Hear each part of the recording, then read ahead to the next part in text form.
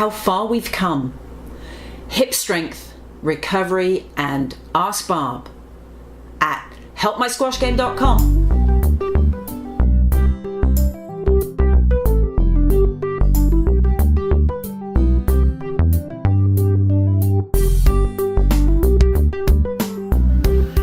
Hi, and this is Barb Cooper at helpmysquashgame.com.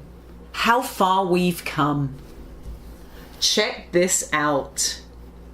Isn't that ridiculous? Look at that racket and look at those shorts. This book, which is the Guinness Book of Squash by Mike Palmer, has got all the results going way back to the 30s.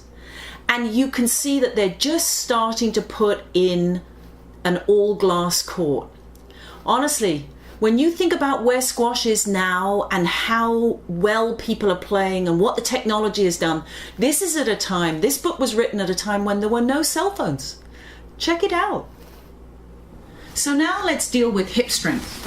And what I want you to do is take a simple piece of elastic, you can buy it anywhere, turn it into a continuous loop by tying a knot in it, activate some tension on it, and then work your legs sideways.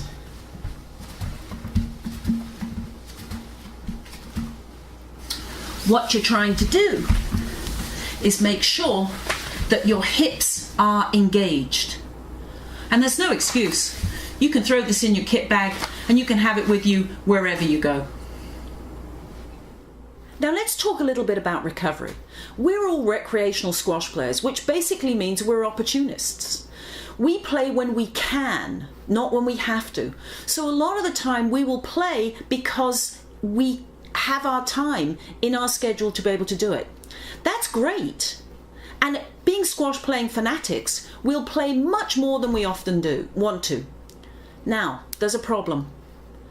If we play, let's say, the whole weekend, and our body's really, really sore on Monday, but it's house league, and we love playing house league, and we want to go and play, but we know our body's not in position to really perform at its best, I'm suggesting you should recover that day and not play.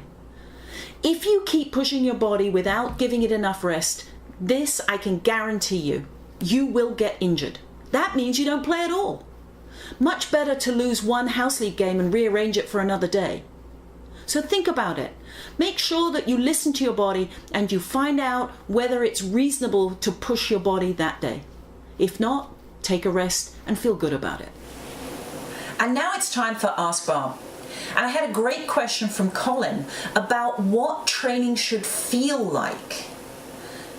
Now, when you're training, always you're looking at measurables. So whatever you practice and however you practice is how you're going to receive the result. So when you're training, my recommendation to you is whatever you do, you want to be training harder than you need to play a game. So if you've got a match, the match has got to feel easier to execute than your training. So when you're looking at drilling, your drills should be competitive, if that's what you're trying to practice. If you're practicing accuracy, then you're going to practice that accuracy and then constantly up the ante as far as pressure is concerned and still maintain that accuracy. But my recommendation to you is you want to try and practice harder than you would play a game. And the second thing is you cannot do this forever. Your maximum practice time should be no more than 90 minutes. You won't be able to concentrate any longer than that. Anyway, this is Barb Cooper from helpmysquashgame.com.